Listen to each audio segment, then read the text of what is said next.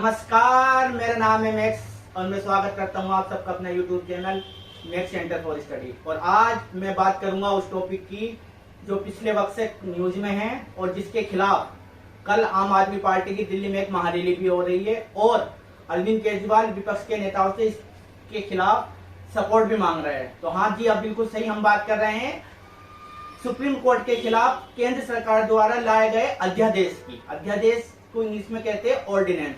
संविधान में ऑर्डिनेंस के बारे में क्या कहा गया है, इसके बारे में हम उन लोगों के लिए जो इस ऑर्डिनेंस को सपोर्ट करते हैं या उन लोगों के लिए जो ऑर्डिनेंस के अगेंस्ट है, यानी कि एक आम भाषा और आसान भाषा में समझने की कोशिश करेंगे। आखिर ये ऑर्डिनेंस है क्या, कब लाया जाता है, कौन लाता है, कौन कौन सी संवैधानिक संस्था शामिल होती है, आज सब के बारे में हम इस वीडियो में जानेंगे। तो आज हम बात करते हैं ऑर्डिनेंस की।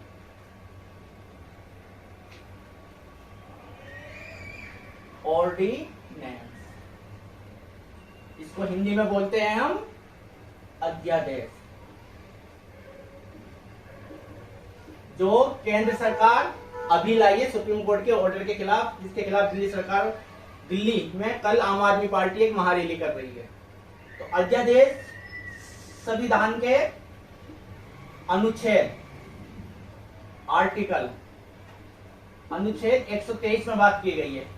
1, 2, 3 संविधान के आर्टिकल 1, 2, 3 यानी कि 123 में ऑर्डिनेंस की बात कही है। ऑर्डिनेंस है क्या? कोई भी कानून बनाने के लिए हमें बिल लाना पड़ता है। या तो हम बिल लाएंगे उसको राज्यसभा में या बिल की आरंभ करेंगे शुरुआत हम लोकसभा में।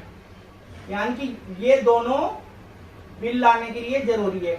या तो बिल लोकसभा में इंट्रोड्यूस किया जा सकता है या पहले राज्यसभा में इंट्रोड्यूस किया जा सकता है, और दोनों सभा से किसी भी बिल को पास कराना जरूरी होता है। और पास करने के बाद ये जाता है राष्ट्रपति के बाद। जब कोई बिल लाया जाता है तो बिल पे जब राष्ट्रपति जी साइन कर देते हैं तो वो बन जाता है एक्ट। इसलिए कहा जाता है कि संसद के 3 अंग होते हैं, इसलिए 3 अंग माने जाते हैं 1, 2, 3, तब कहीं जाकर कोई बिल एक्ट बनता है। लेकिन जब राज्यसभा सेशन में ना हो या लोकसभा सेशन में ना हो या दोनों में कोई भी सेशन में ना हो और ये जरूरी है कि हमें कोई कानून लाना है, तो वो कानून लाया जाता है अध्यादेश के द्वारा। जब अध्यादेश के द्वारा राष्ट्रपति एक कानून लाते हैं, लेकिन राष्ट्रपति इस अध्यादेश को लाने के लिए स्वतंत्र नहीं है। यानी कि कॉन्स्टिट्यूशन में लिखा हुआ है कि राष्ट्रपति जो भी काम करेंगे वो काउंसिल की एडवाइस पे ही करेंगे। तो काउंसिल ऑफ मिनिस्टर एडवाइस देगा। काउंसिल ऑफ मिनिस्टर मंत्रिपरिषद, केंद्र की जो मंत्रिपरिषद है वो क्या करेगी, वो राष्ट्रपति से कहेगी कि ऐसा समय है, जरूरी है ऑर्डिनेंस लाने के लिए, तो एक ऑर्डिनेंस लाया जाए, क्योंकि अभी राज्यसभा और लोकसभा का सेशन नहीं चल रहा है। तो फिर एक ऑर्डिनेंस लाया जाता है और वो ऑर्डिनेंस की वही लीगलिटी होती है जो किसी बिल की होती है जब वो बिल राज्यसभा या लोकसभा में लाया जाता है। यानी कि राष्ट्रपति को यहाँ जो पावर दी गई है वो लेजिस्लेटिव पावर दी गई है। जब ये कोई भी संस्था, ये राज्यसभा या लोकसभा जब सेशन में नहीं होती, यानी कि जब ये इनका कोई भी सेशन नहीं चल रहा किसी भी एक का, तभी ऑर्डिनेंस लाया जा सकता है। अगर ये बॉडी दोनों चल रही है तो फिर ऑर्डिनेंस नहीं लाया जाता। ऑर्डिनेंस जब भी लाया जाता है जब ये दोनों सेशन में नहीं है। और ऑर्डिनेंस की लीगलिटी होती है। राज्यसभा किसी भी सेशन चलने में जो टाइम होता है वो 6 मंथ से बड़ा गैप नहीं हो सकता। यानी कि अगर राज्यसभा आज बैठी है तो अगले 6 मंथ के अंदर इसको दोबारा बैठना पड़ेगा। ऐसी लोकसभा को भी 6 महीने के अंदर बैठना पड़ेगा। तो जाते जाते ऑर्डिनेंस की जो वैलिडिटी हो सकती है वो 6 मंथ हो सकती है। यानी कि 6 मंथ के अंदर इसको वो पास करा लेते हैं, या तो पास करा के इसे एक्ट बना दे या फिर इसको डिसअप्रूव भी कर सकते हैं, पहले भी कर सकते हैं करते। अगर इन दोनों बॉडी में राज्यसभा की बॉडी हो या लोकसभा की बॉडी हो, जो बॉडी बाद में बैठेगी उसके 6 हफ्ते बाद ये ऑटोमेटिकली खत्म हो जाएगा, अगर इसको दोनों सभाओं से हम अप्रूव नहीं करवाते हैं तो ऑर्डिनेंस लाया जाता है।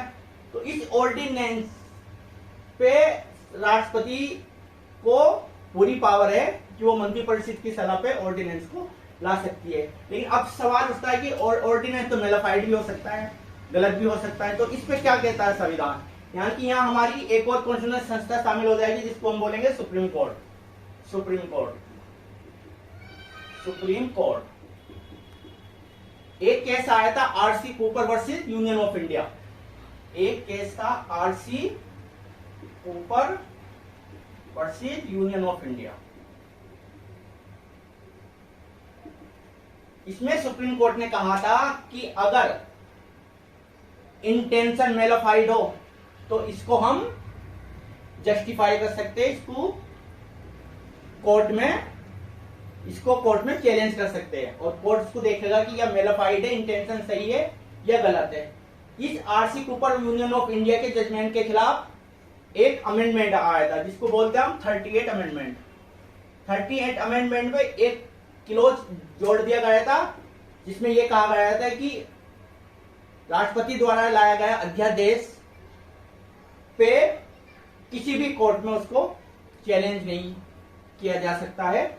लेकिन फिर दोबारा जब सरकार बदली तो 44 संशोधन, संविधान के संशोधन में इसको फिर वापस इस 38 अमेंडमेंट के तहत जो क्लोज जोड़ा गया था उसको हटा दिया गया और 44 में फिर ये इंटेंशन या मेलाफाइड अब कोर्ट में हम चैलेंज कर सकते हैं, जिसकी बात आम आदमी पार्टी बार बार में कह रही है कि जब हम इसको चैलेंज करेंगे सुप्रीम कोर्ट में तो ये 2 घंटे भी 3 घंटे भी नहीं टिकेगा, सुप्रीम कोर्ट इसे रिजेक्ट कर देगी। तो वो इसी के आधार पर बोल रही है क्योंकि इसको कोर्ट में चैलेंज किया जा सकता है।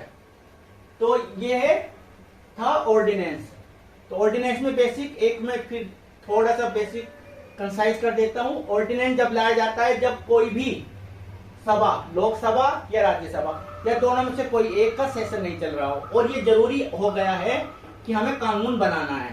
तो उस कानून बनाने के लिए मंत्रिपरिषद की सलाह पर राष्ट्रपति अध्यादेश लाते हैं, क्योंकि कॉन्स्टिट्यूशन में लिखा हुआ है कि राष्ट्रपति मंत्रिपरिषद की सलाह पे ही कार्य करेंगे और इस अध्यादेश की वही वैलिडिटी होती है, वही लीगलिटी होती है जो बिल की होती है। तो अध्यादेश लाया गया है, तो ये है सिंपल अध्यादेश जो मैंने आज आपको बताया है। और अगर ये पसंद आया हो तो इसको लाइक शेयर और सब्सक्राइब कीजिएगा। धन्यवाद।